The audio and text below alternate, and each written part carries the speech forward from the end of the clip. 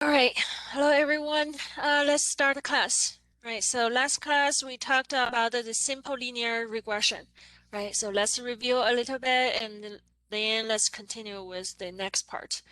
All right, so we say for the simple linear regression, that means we have only one explanatory variable, right? And then we use this explanatory variable to make the prediction about the response variable. So we call the whole process as the simple regression, right? And then we say the easiest way to explore or visualize the relationship between x and y is to use this scatter plot, right? So we say based on this scatter plot, we can kind of see the overall relationship between x and y. And then we say if the points don't show a linear relationship, instead, it may show other kind of exponential or curved relationship, then we can just quit our simple linear regression. We can use our other regression methods. All right, so we first need to go through this scatter plot to find out the overall relationship between x and y, and then I can ask any software. So in our course, we use the jump, right? So we can use the jump to fit this line so that we can get this simple linear regression equation, right?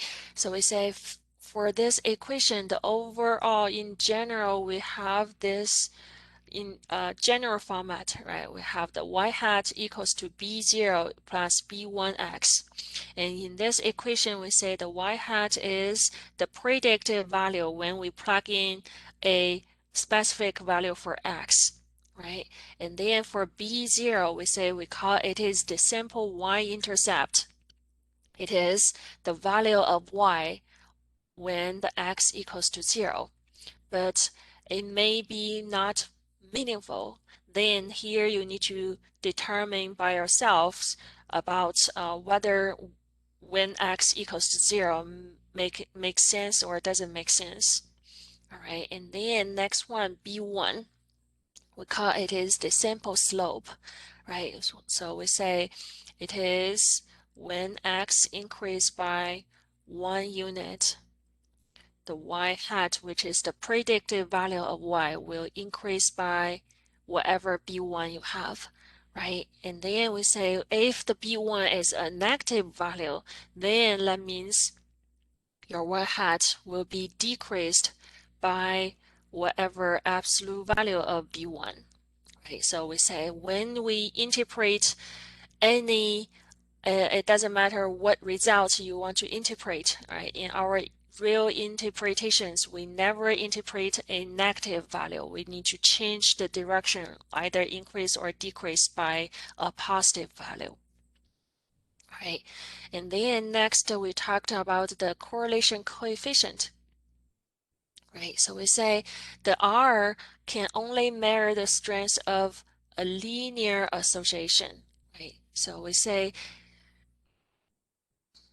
if the x and y have a strong curved relationship, even though there is a strong relationship between x, y, the r is still 0 because there is no linear relationship between x and y.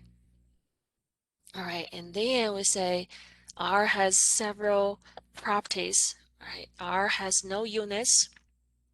R has the value from -1 to 1. So we say when R equals to -1 or R equals to 1, both of these two shows the strongest linear relationship, right? It's just a different direction. So R equals to -1 shows the negative direction. R equals to 1 shows the positive direction, right? But both of these two shows the strongest linear relationship between x and y. Right, and then when r equals to 0, that means there is no linear relationship, or we say the weakest linear relationship. All right, it may have some other relationship, but just no linear relationship. Right, and then we say when start from 0, if it is more closer to 1, that means it's stronger positive relationship. Right, if closer to -1. That means stronger and stronger negative relationship. All right. And then next one, we say R will keep the same if X and Y are exchanged. We say the order of X and Y when we calculate the correlation coefficient, it doesn't matter. All right, the order doesn't matter. So we say if uh, the correlation between the X and Y is 0.68, that means the R between Y and X is also 0.68. Right? It will not be changed to negative. Right. The last one about the correlation coefficient is the R can be affected by the outliers a lot. Right. So we talked about these two cases. We say um,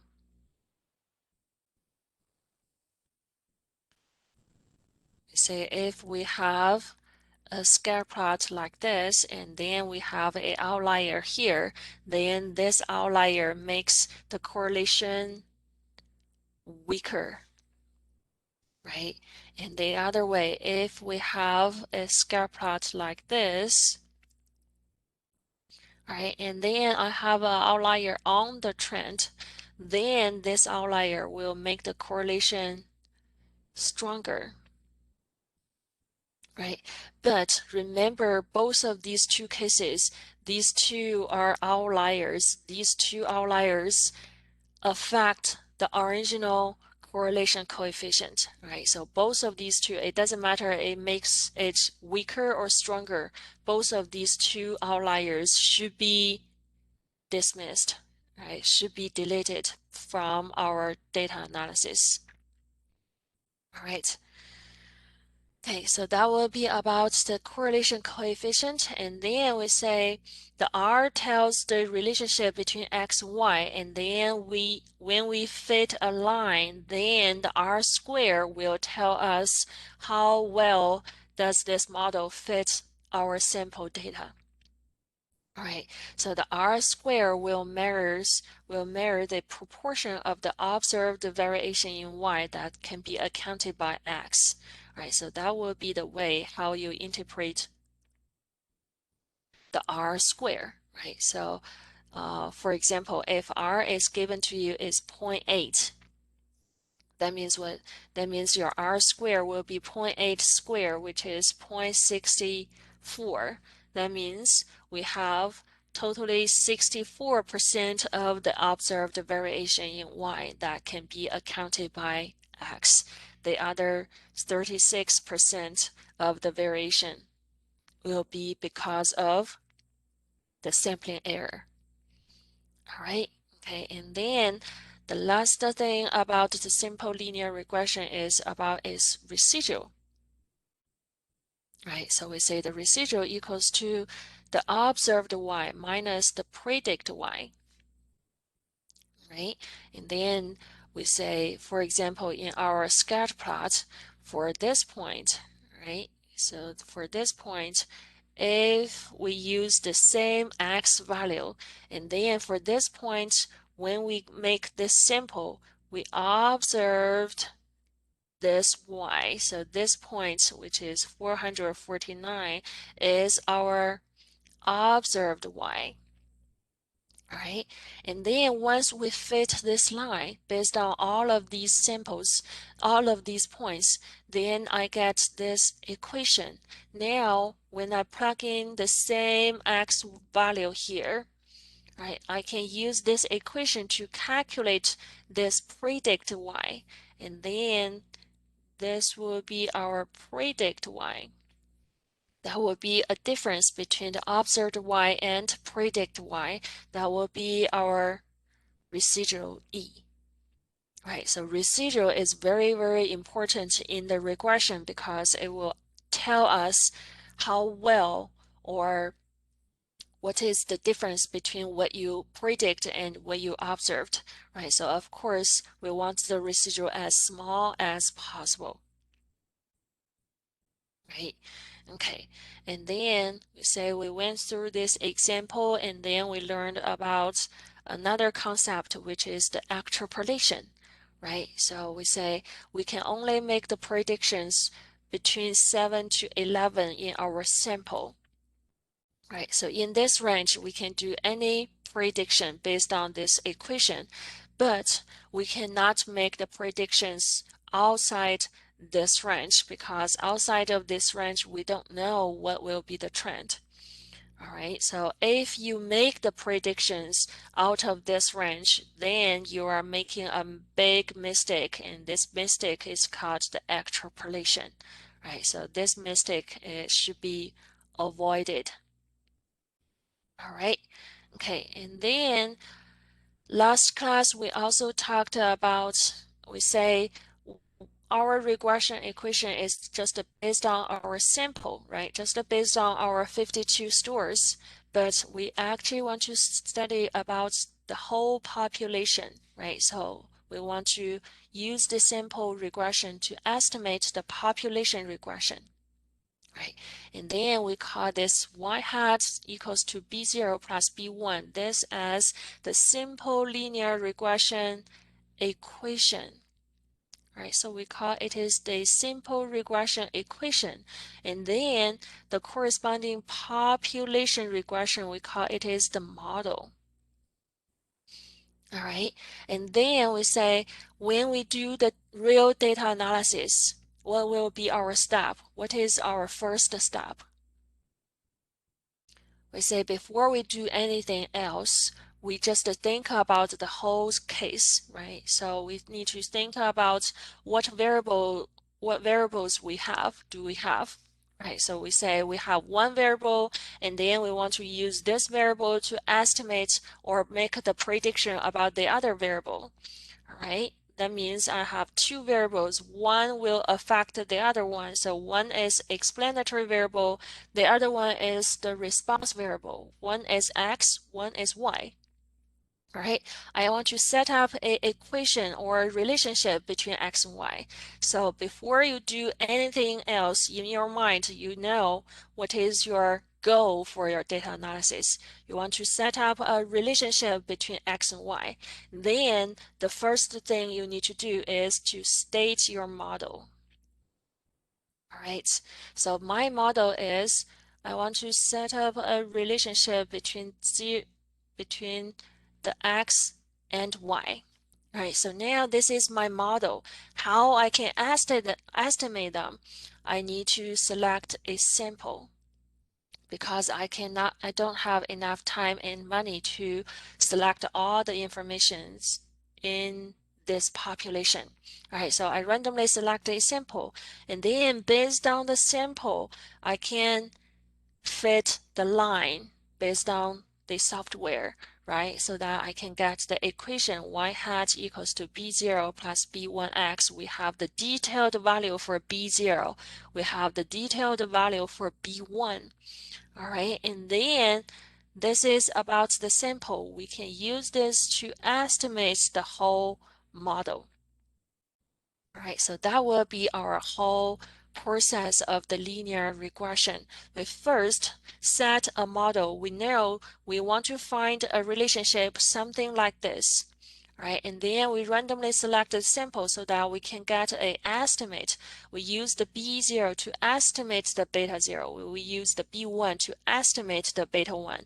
The same thing, we use the Y hat to estimate the population mean value of Y. All right, okay, and then we say when we have this model, how we can interpret this beta 0, how we can interpret this beta 1. So what does this beta 0 mean? Similarly, right, we say beta 0 will represent the population mean value of y when x equals to 0. All right, so when we interpret the b0, we say when the x equals 0, the value of the predicted value of y will be b0.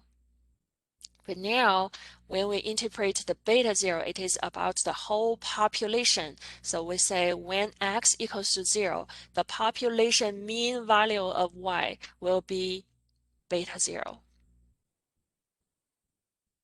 Right?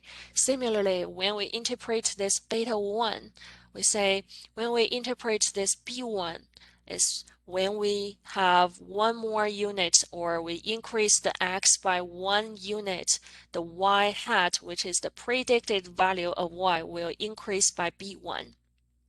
Right now we are talking about the population. Then we say what? We say the beta 1 will be the change in the population mean value of y for each unit increase in x. That means when x increased by 1 unit, the population mean value of y will increase by beta 1. Right, so similar idea, but now we are focusing on the population mean, not just a single individual value of the predicted value of y. All right, okay, so the idea is similar. And then last class, we also talked about, we say between beta 0 and beta 1, which one is more important, right? Still remember that? Which one? We say beta 1 is more important, right? Because it will affect for every x, right? So we say when x increase by 1, the y will increase by beta 1, right? So for every unit x increases, the y will be changed. But this beta 0 only affects the x equals to 0, right? So actually beta 1 is more important in our regression. The beta 1 will change or affect the whole direction of the regression. All right, so then we just focus on the hypothesis test of the beta 1, the confidence interval for the beta 1. All right, okay, so now let's first talk about the hypothesis test about the slope, which is the beta 1. Right, so again, our hypothesis is always about the population parameter. We never test about B1, we test about beta 1. Right, so we call it is beta 1.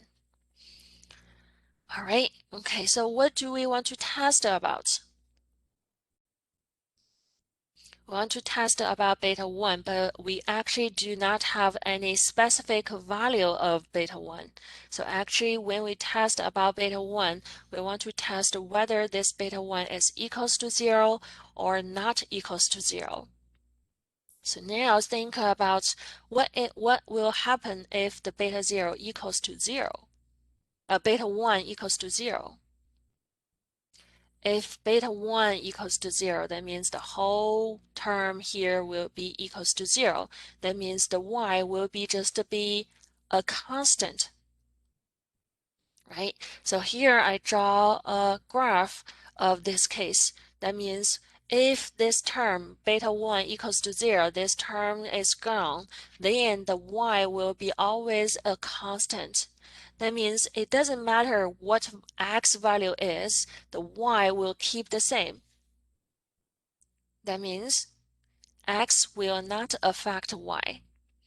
There is no linear relationship between x and y, right?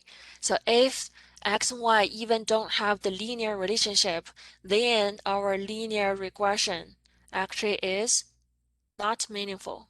Doesn't make sense, right? So remember, this hypothesis test is always the first hypothesis test you need to do before you do anything else, because this hypothesis test will tell you whether your linear regression is meaningful or meaningless.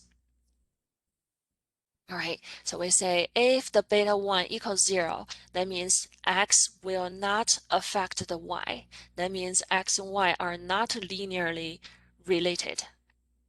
All right, and the other way, if beta 1 is not 0, that means there is a significant linear relationship, right? And then once you have a linear relationship, then you can do something else. Right? So again, the first step, right? We still follow the 4 steps. Step 1, state the hypothesis, right? So that will be our hypothesis. We want to test whether beta 1 equals 0 or not equals 0. We say if beta 1 equals to 0, the whole term is gone. That means your linear regression is not meaningful. Right. The other way, we want this beta 1 not equals to 0. We see some linear relationship, right? So actually, that means beta 1 not equals 0. That means the linear regression is meaningful. Right? There is some significant linear relationship between x and y. All right, okay, and then next step, again, we want to calculate the test statistics. And before we calculate the test statistics, we still have some assumptions to check. But for the regression, we have some different assumptions to check. So since it is a big topic, we'll just leave it to the next part because I don't want to break this structure, the four-step structure. All right, so assume. Now, let's just assume these assumptions are all satisfied. Then we can calculate our test statistics by this formula. All right, so again, this test statistics equals to estimate minus the hypothesized value divided by the standard error. And again, now we are testing about 0. So that means what? That means here, this claimed value should be 0. That means your t-test statistics just change to B1 divided by the standard error of B1. Because this claimed value of beta 1 is just 0 in our hypothesis. All right, and then we say from after exam 1, we will more focus on read the outputs. Right, so actually B1 is our slope. Once we fit the line, we have this B1, right? We can also find this standard error of B1 from the output, right? So we will talk about that later. Right, so actually we can find both of these two values from the output, and then we just calculate this test statistics directly. All right, and then here we say focusing on this standard error of B1, we have a formula. Right, here I do not require you to either remember these formulas or use these formulas to calculate anything, but at least you need to understand what are they. Right, so first we are calculating the standard error of B1. So it is equals to SE divided by the SX times square root of n minus 1. So what is SE?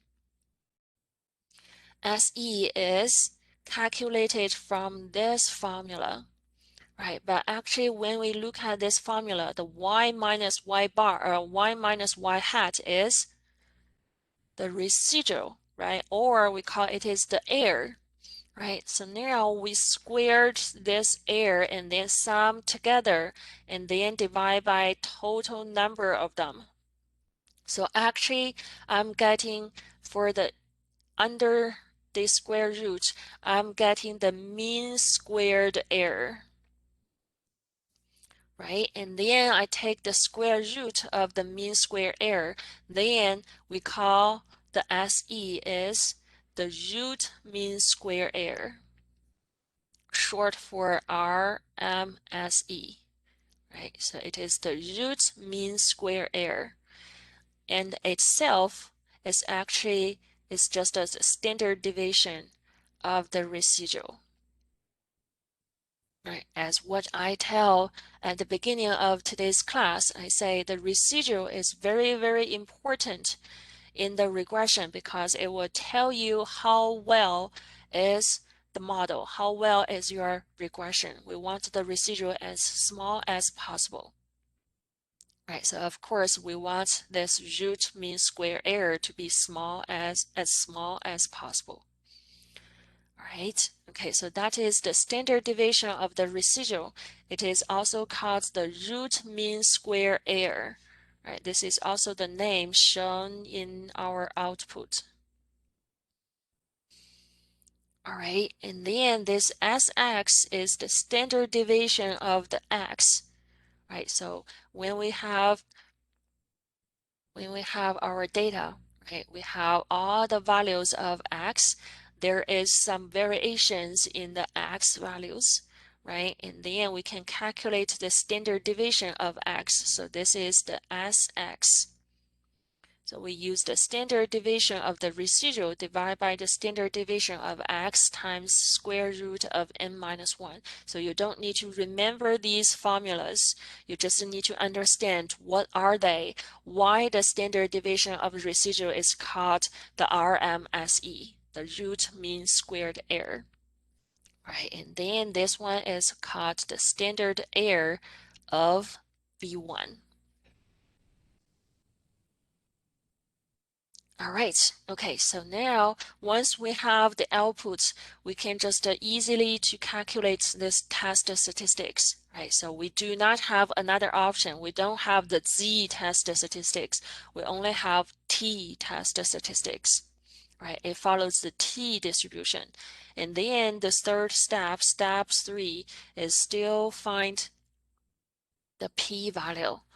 Right, so again, we need to follow the T table, find our degree of freedom, and then within this line, we find our T test statistics is between two values. Then we go up to find the corresponding P values range. It's the same thing. The only difference is your degree of freedom is n minus 2 now. Right, it is not n minus 1 anymore, it is n minus 2, right? Because in our model, we have beta 0 is unknown, beta 1 is unknown, so we have two unknowns. We lost two freedoms, right? So we totally have n minus 2 degree of freedom. All right, so n minus 2. So once you have the p-value, everything will be exactly the same with other hypothesis test, right? We say if the p-value is less than the significance level, that means we reject the null hypothesis. That means we have enough evidence to say the linear regression is meaningful. There is a significant linear relationship between x, y. Right, the other way, if the p-value is larger than alpha, that means we fail to reject the null hypothesis. That means we do not have enough evidence to say the linear regression is meaningful. That means the linear regression is not meaningful. There is no significant linear relationship between x and y.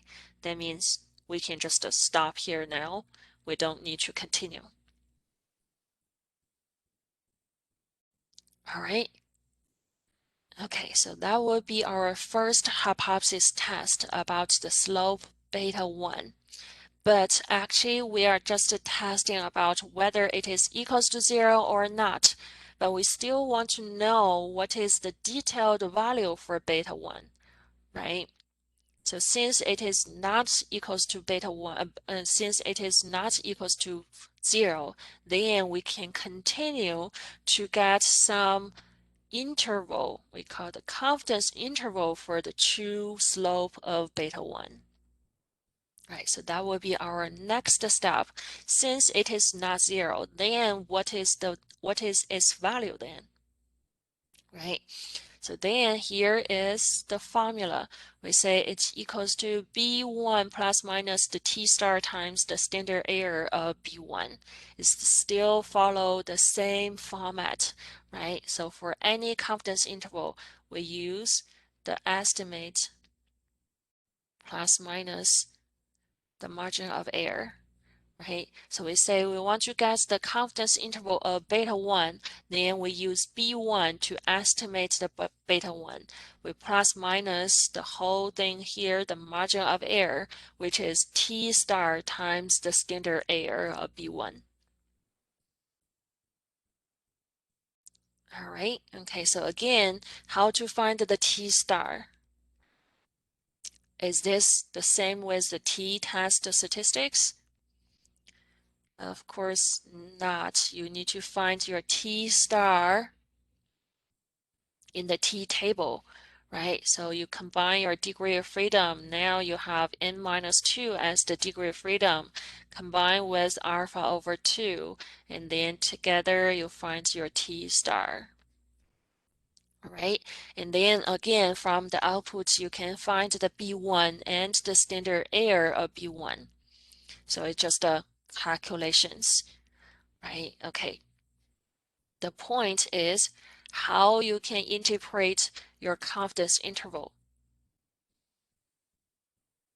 Right, so for example, if a 95% confidence interval for beta 1 is given as 201 to 225, can you just say we are 95% confident that the beta 1 falls in this range?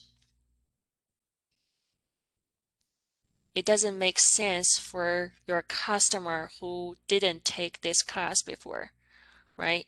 He will not know what does the beta 1 mean. So actually, we need to give or provide a complete interpretation of this confidence interval. So now we have a confidence interval for beta 1. So what does beta 1 mean? We say here, right? Beta 1 represents the change in the population mean value of y for each unit increase in x. So that means when x increases by 1, then the population mean value of y will increase by whatever you have for beta 1. Right? So similar idea, when you interpret your confidence interval for beta 1, that means we are 95% confident that for each unit increase in x, right? So here you have two ways. You can either say the y will increase by between increase in this interval on average, right? So you can either say on average, or you can add a population mean y, population mean value of y. Right, you can either say it is the population mean value of y will increase by from 201 to 225, or you can just directly say the y will increase by between 201 and 225 on average. Right, so as long as you can explain it in the population aspect, that would be good. All right. Okay, so now let's look at our example in more details to read our output. Right, so again, we say the first state the hypothesis, we state beta 1 equals 0, beta 1 not equals to 0. Right, and then before we calculate the test statistics, we need to check the assumptions, but we leave it to the next step. Right, so just assume they are all satisfied so that we can calculate the test statistics. All right, and next, let's come back to our data set. All right, so we say this is our sample data about the 52 stores, right? So we just use the same data. All right, we say analyze fit y by x. Right, so that means the cell is the y, which is our response variable. The price is our predictor x. Right, click OK. Right, so the default is a scatter plot. We ask the jump to fit the line. Right, so when we fit the line, these outputs are automatically come out. right? Okay, so we have already learned about the first one, which is our linear fit. The y hat equals to b0 minus the plus b1 times x, right? So this is our first output. And then we have the three tables. The first one is called the summary of fit table. Okay, next one is called the analyze of variance table. All right, and next one is called the parameter estimates table. Right, we have these three tables. Now let's just come back to our notes. I just make a screenshot of these three tables. Right, so first, the summary of fit table. So this table will tell you once you fit the linear regression line, right, how well is your model? Right, so here this table will tell you how well your model fits our sample. So this is called the summary of fit. Of course, the first one is our R square, right? So you can see that in the output, the R is not given. Right, the R square is always be given because it tells you how well is your model. Right, so in this case, the R square is 0.737. That means about 74% of the observed variation in Y can be explained by the X. Right, so what about the other one, the R square adjusted? Okay, so this will be this we'll talk about it in the multiple regression.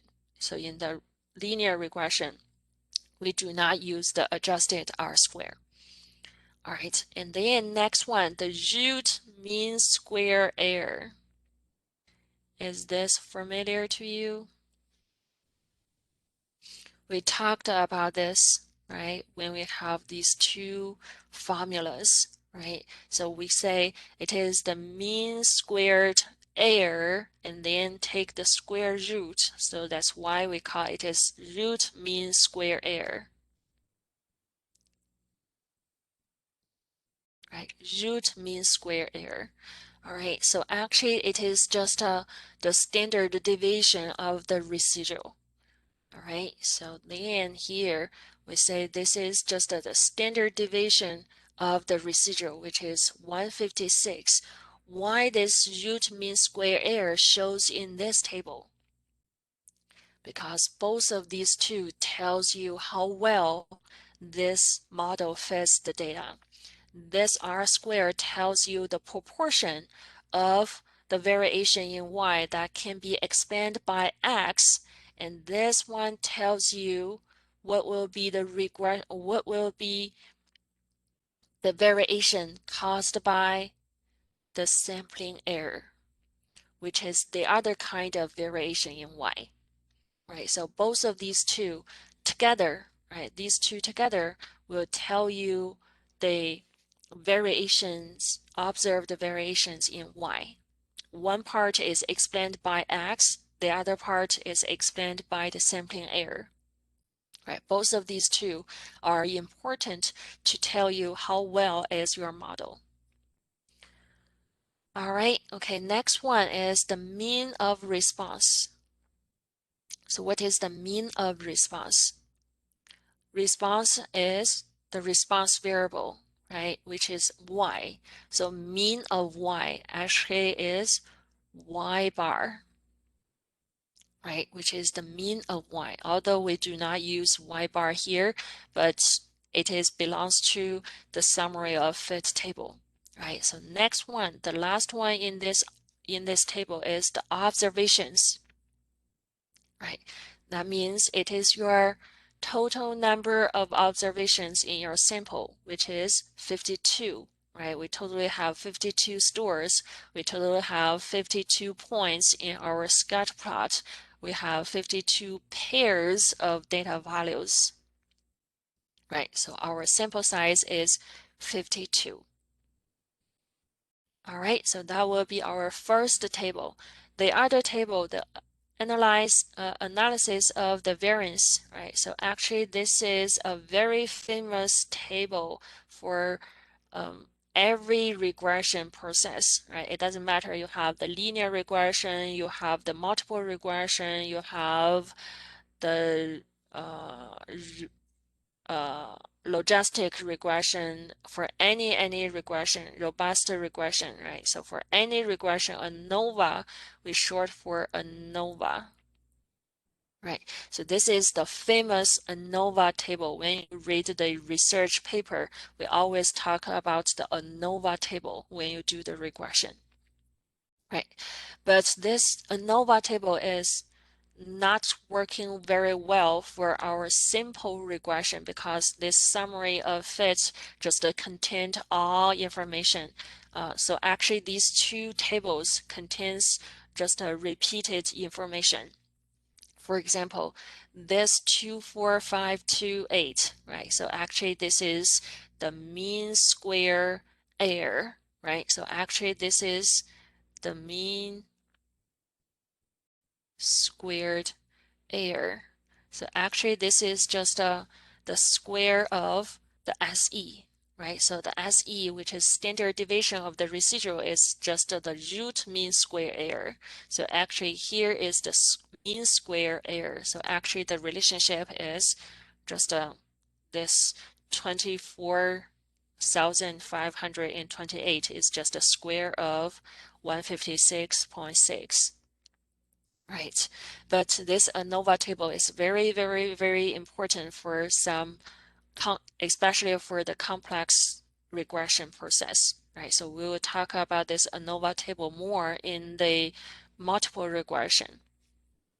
All right, and then next one, the last table we have is the parameter estimates table. Right, so this table tells you the detailed values for these estimates. We say once we set our model, we have the mu y equals to beta 0 plus beta 1x, right? So that means we have two coefficients, all right? So the first one, beta 0, is called the intercept, right? So this is clear. Next one, why it is called price, why it is not called the beta 1?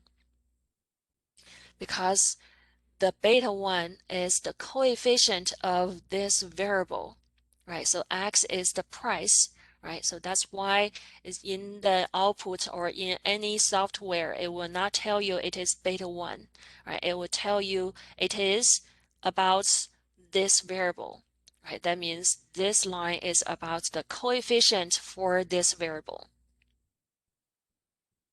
All right. Okay, so in our case, we have the simple linear regression. That means we only have two coefficients, right? Beta 0 and beta 1. Beta 0 is the intercept, right? The beta 1 is the coefficient before x, right? So remember the first one, the first line is about beta 0. The second line is about beta 1. All right, so this is the first column about the term names. All right, next one. Next column is the estimates. Right, the estimates for what? The estimates for beta 0, the estimate for beta 1. Right, so actually we use B0 to estimate beta 0. We use B1 to estimate beta 1. Right, so actually this value is actually your B0, sample slope, sample intercept. Right, next one will be B1, which is our sample slope, right? So estimate for beta 0, estimate for beta 1. And next one will be the standard error. So this 201.7 is the standard error of B0. The next one will be 21.01 is actually the standard error of B1. Got it? All right, so actually, until now, you kind of get the idea, right? So this is the where you get B1. This is where you get the standard error of B1. And remember, our t-test statistics is B1 divided by the standard error of B1, right? So what is good is in the output, the t-test statistics is even given to you. You don't need to calculate by yourselves. Right, so this negative 11.85 is just this B1 divided by this standard error of B1. So in the output, the default hypothesis test is just testing about 0 for beta 1. All right, so that would be our t-test statistics. What is even better is the p-value is also given to you. You even don't need to check the t-table to find the p-values range. The p-value is also given to you. All right, so what left? The only thing you need to do is to make the conclusion based on your p-value, right? But we still need to know what is inside, right? Why we get these values. What is the relationship between these ones, right? Okay, we just save our time, save our work for the final conclusion. All right. Okay, so now I have several questions. All right, the first one, let me erase all of these notes.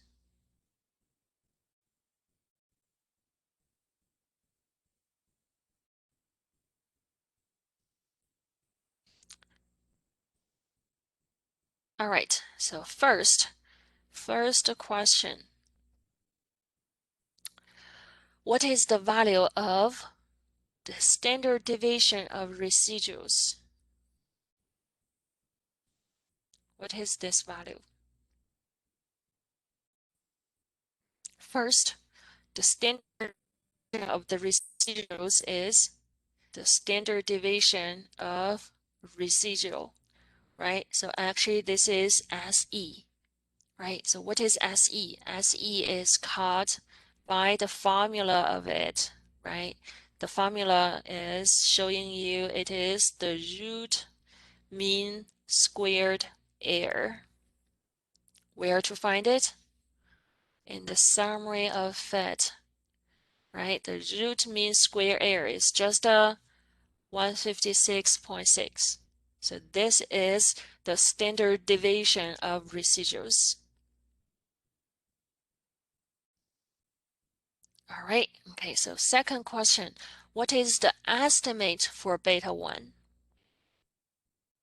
What is the estimate for beta 1? We say we use B1 to estimate beta 1, right? This line is, the second line is for beta 1. So what is the estimate for beta 1? Negative 248.9, right? Okay, so next one. What is the standard error of B1? We say the standard error of B1. So what is that? Standard error of B1. Then will be this, right? So which is 21.01. All right, okay. So actually the calculation is not too much, right? So you need to learn how to rate these outputs.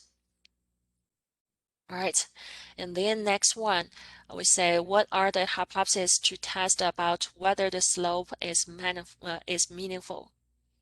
We test about whether beta 1 equals 0, beta 1 not equals to 0, right? What is the test statistics, right? You can either calculate by yourself with this formula, or you can just find from your output, right, about your t-test statistics, which is just negative 11.85, right? And then with the degree of freedom, n minus 2, right? How you can find n? What is your n?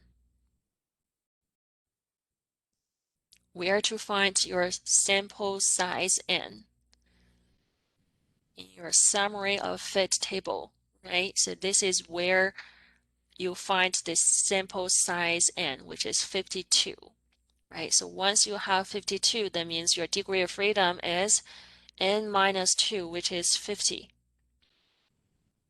All right.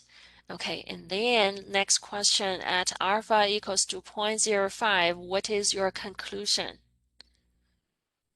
We say your p-value is less than 0.000.001. That is less than our significance level. It's very, very small p-value, right? So that means we reject the null hypothesis, right? So that means we have enough evidence to say the linear regression is meaningful. That means there is significant linear relationship between x and y. All right, okay, the last question about the confidence interval. So for the confidence interval, you do not have the output for the confidence interval. You need to calculate by yourselves. But in this confidence interval formula, you have everything, right? So you have B1, right? So B1 is here, right? The estimates for B1, for beta 1, which is B1, right? Next one, plus minus T star. How you can find this T star? You need to go to the table, T table, find your degree of freedom, which is 50, right? Combine with your confidence level, 1 minus confidence level divided by 2, which is alpha over 2. So that will be 0.05. 1 minus this 95% divided by 2, which is 0.025. Right, so combine these two together, you'll find your T star is 2.009. All right, so you find your T star. Where to find the standard error of B1? The standard error of B1, standard error of B1. So second line, which is 21.01, right? And then we have everything in this formula. We just plug in the values, we calculate it. Okay, I have a negative confidence interval. How you can make the interpretation of a negative confidence interval? Remember, never, right, never include a negative value in your interpretations, right? Nobody will understand what does a negative 291 packs sold, right? Nobody will understand that, right? So remember, change it to negative, and it is about beta 1, right? So that means we are 95% confident. Now is our time to interpret what does beta 1 mean, right? So we say we are 95% confident that for each $1 increase in the price of the beer, the sales will decrease because it is negative, right? So it will be decreased by between 206.69 and 291.11 on average, because we are talking about the whole population mean. Or you can just add here to say the population mean cell will decrease by this much. Then you don't need to add the on average. Either way is okay.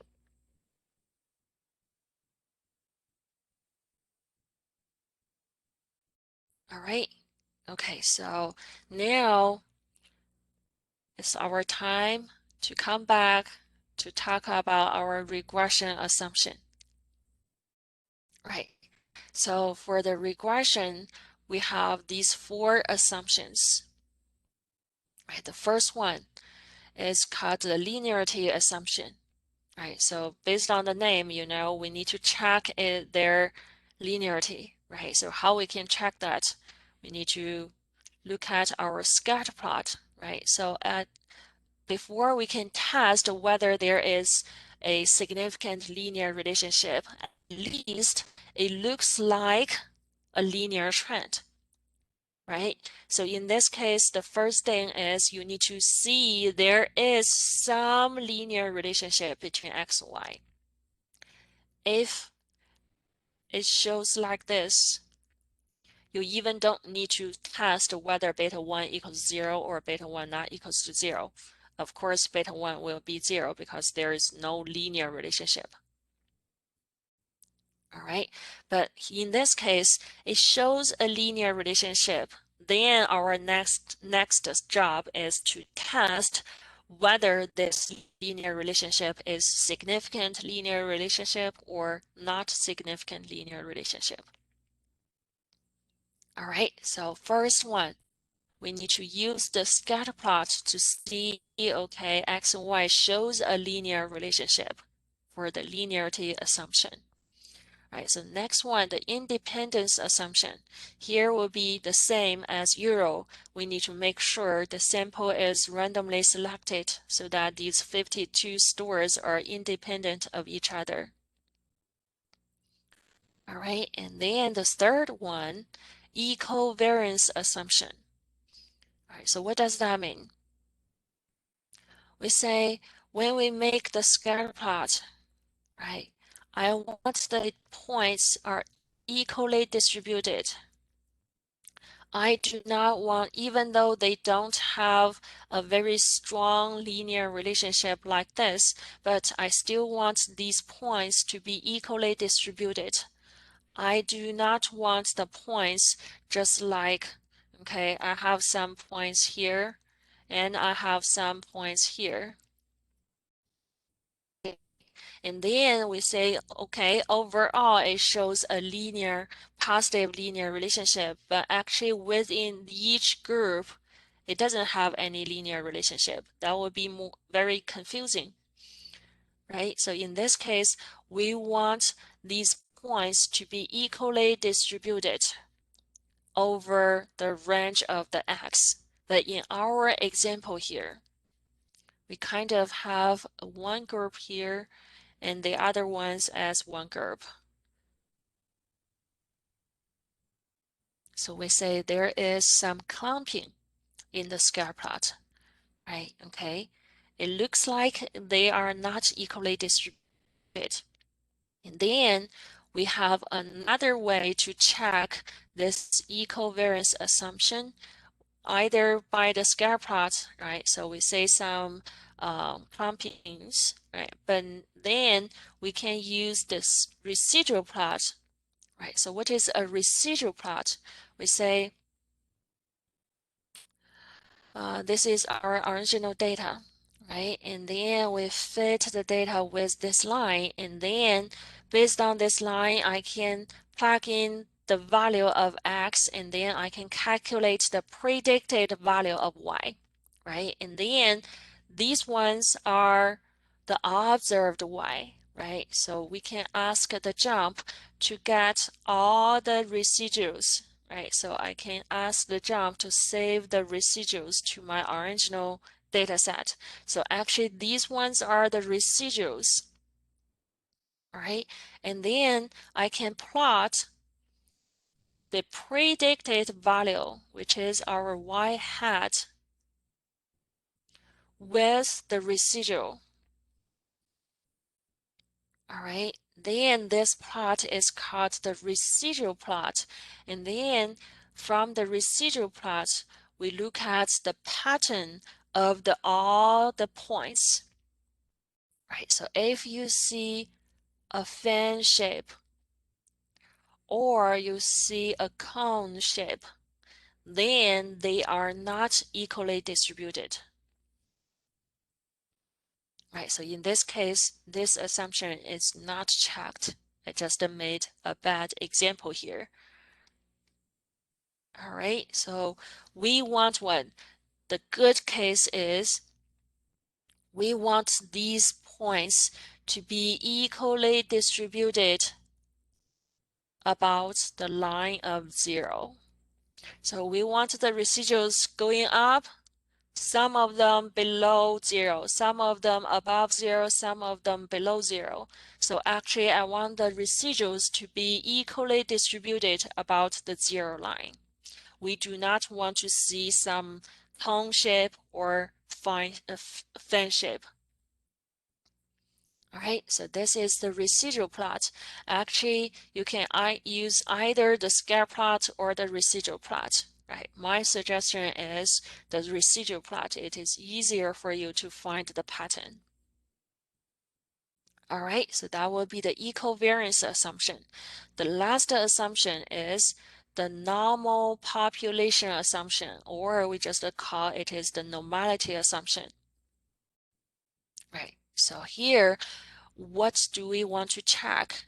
We do not want to check whether X follow a normal distribution or Y follows a normal distribution.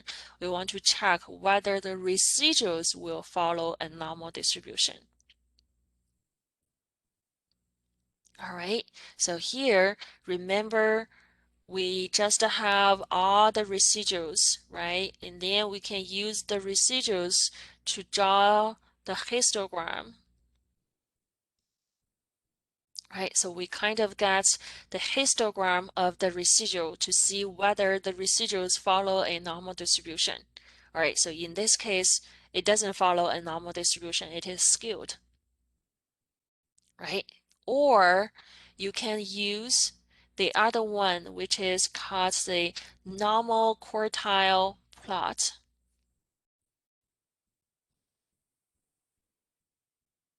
All right, so I think this one is suggested.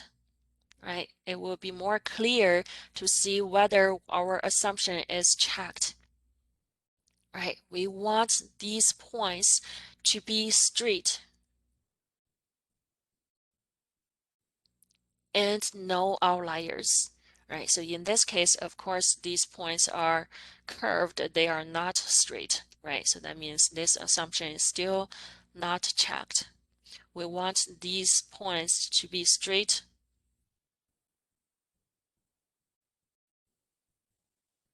along this line and then within these two curves. All right, so now it's time to show you how to get these plots, right? Okay, so we say once we fit this line, right, there is a red triangle for the linear fit.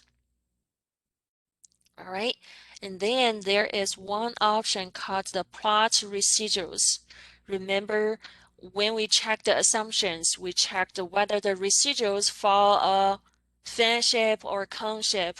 We want to know whether the residuals follow the normal distribution. So actually, all we care about is the residuals, right? So we plot the residuals.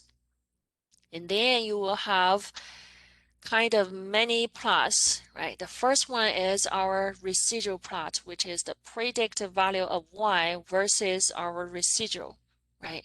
So since this plot is too long, we can just make it shorter, right? So just to make it depressed, right? Compressed, all right? Okay, so now it will be exactly the same with what I showed to you, right? It shows a fan shape, right? So in this case, the residual plots show that the equivariance assumption is not checked, right? So next one is just for different predicted with actual, so we don't want it. This is the row plot, we don't need it. This one don't need it, right? The last one will be our normal quartile plot, right? So we want these points to be straight and within these two dotted curves. All right. Okay, so that would be our assumptions, the 4 assumptions, right? So here I just make a summary, right, about these assumptions. We say how we can check these 4 assumptions. The first thing, we need a scatter plot, right? So based on the scatter plots, you can check the linearity assumption. And then we need to think about whether our sample is randomly selected so that our independence assumption is checked, right? And then next we want two plots. One is called the residual plot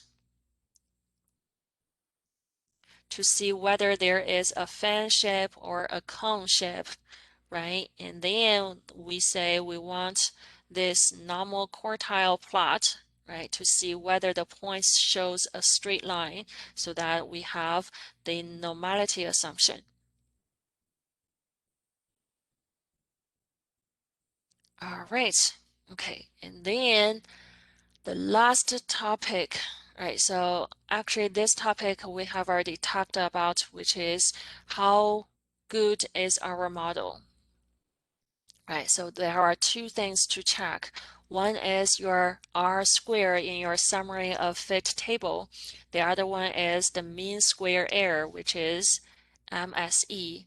Or we can use the RMSE, which is the root mean square error, to say we say these two are the two sources of the observed variation in Y, right? One is because of the X, one is because of the sampling error.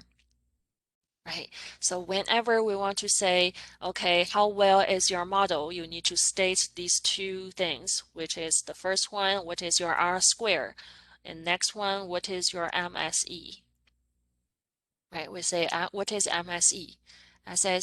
MSE is actually the square of the root MSE, right? So you can either find the MSE directly from the ANOVA table, or you can just square your standard deviation of the residuals.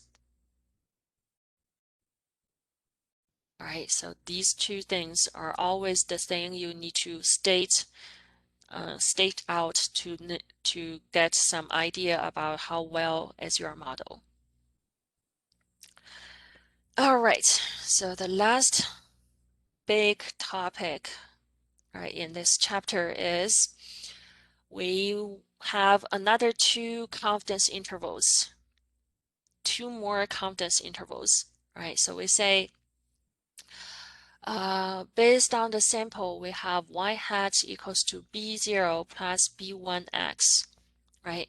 So actually this y hat itself, it has two meanings until now, right? The first meaning is we say, once we get this equation, once I plug in this x value, then I can calculate the predicted value of y, right? So actually this is just for individual value of y.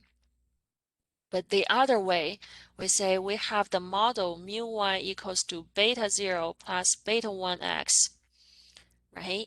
Then we say we use the B0 to estimate beta 0. We use B1 to estimate beta 1. We can also use the y hat to estimate the population mean of y. Right? So actually here, this y hat itself has two meanings. Right? The first one, it estimates the mean value of y. It estimates what is the population mean of y when x equals to a specific value. Right?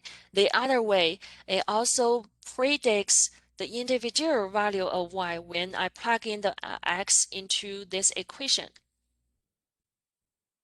Right? So actually this y hat has these two meanings, and then we say based on these two meanings, we have these two confidence intervals.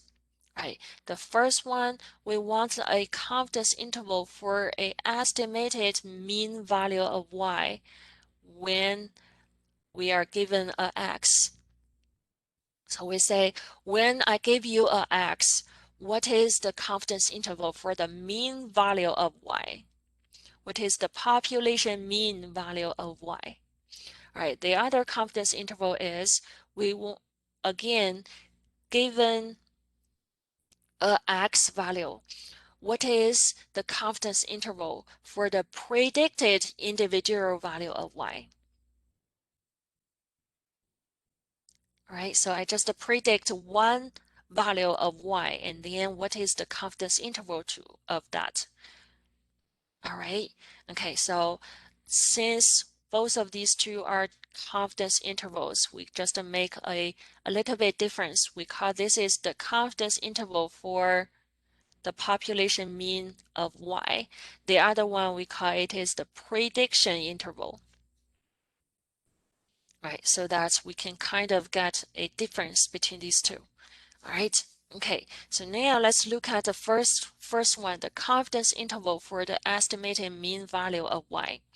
The formula is this, right? Again, you need to calculate by hand. There is no output for this confidence interval.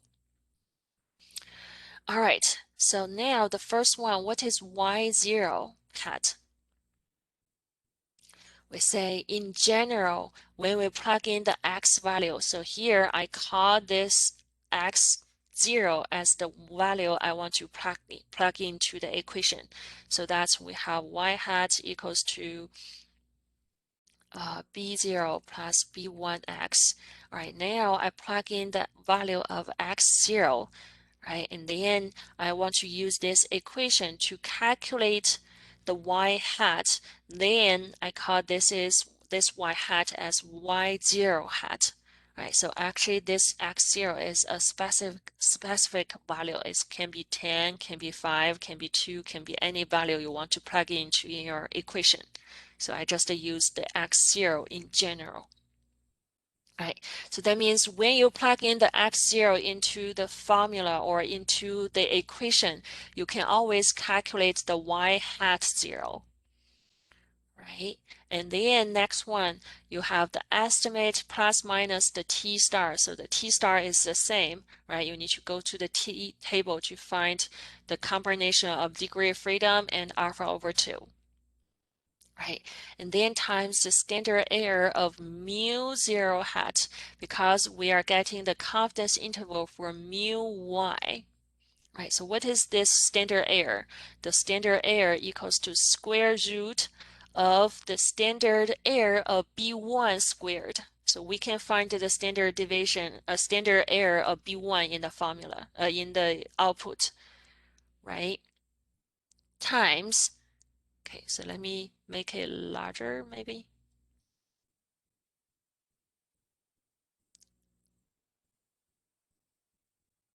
Right, so times x0 minus x bar squared. Right, so what is x0?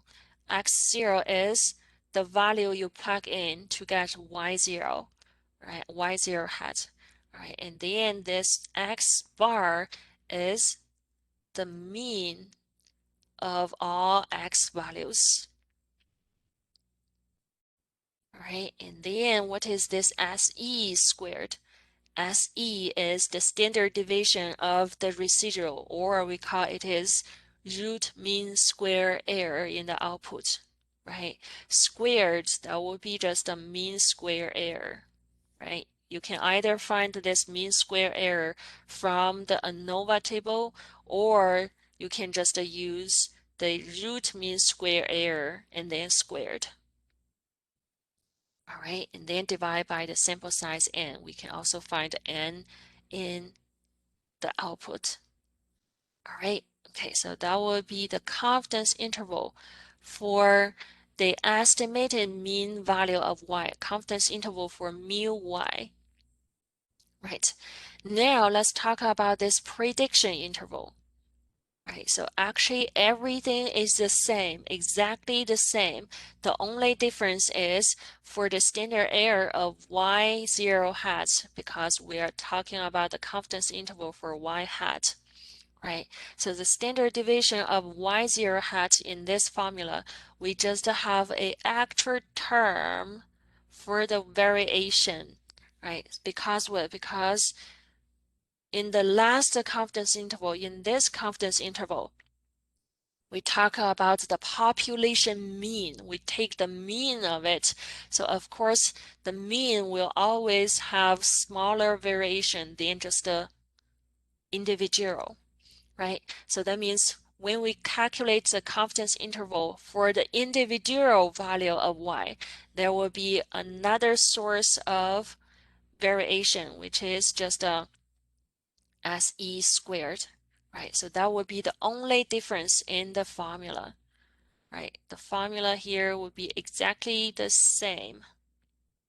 Only one more term of SE squared, because we have an actual source of air when we make the confidence interval for individual value of y. All right, so now let's just go through this example. Again, we still have the beer sales example. All right, we want to find the confidence interval, 95% confidence interval for the mean cases of the 12 packs sold, right, when the price is 10. So that means what? That means this 10 is your x0, right? So in this formula, first you need to find y0 hat. So what is y0 hat? That means once you have this equation, you need to plug in the x0, which is 10, into this equation. You calculate whatever predict value of y, then this is your y0 hat. All right. Okay, and then next one, T star. We have already talked about how to find the T star in the T table, right? T star is 2.009. All right, next one, find the standard error of mu0 hat.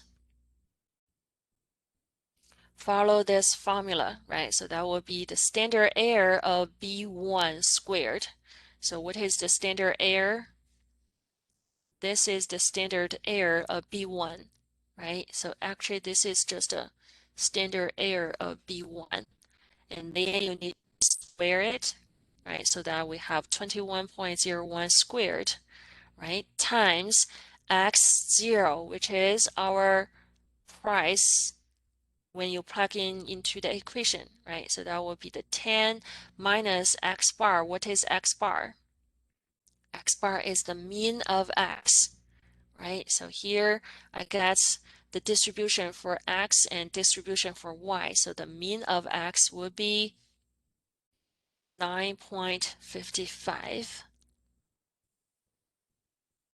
All right, so that means this x bar is 9.55, x0 is 10 squared, all right, plus next one, the SE squared. So what is SE?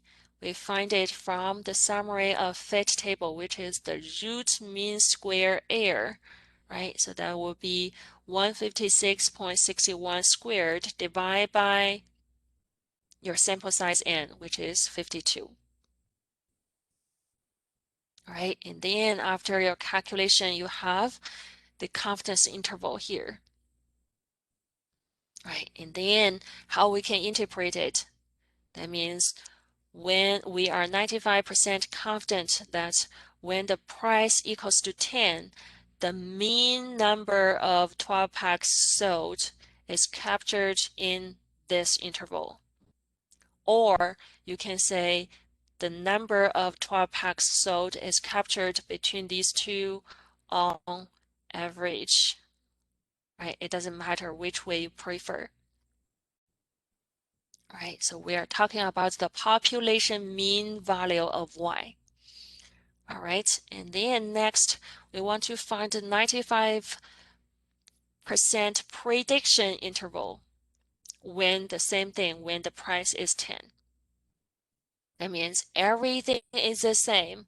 We still have the y0 calculated based on x0 equals to 10 plus minus the t star times the square root of the standard error of b1 squared, right? X0 minus x bar squared. Everything is the same. We just have one extra term, which is se squared, right? And then after calculation, we have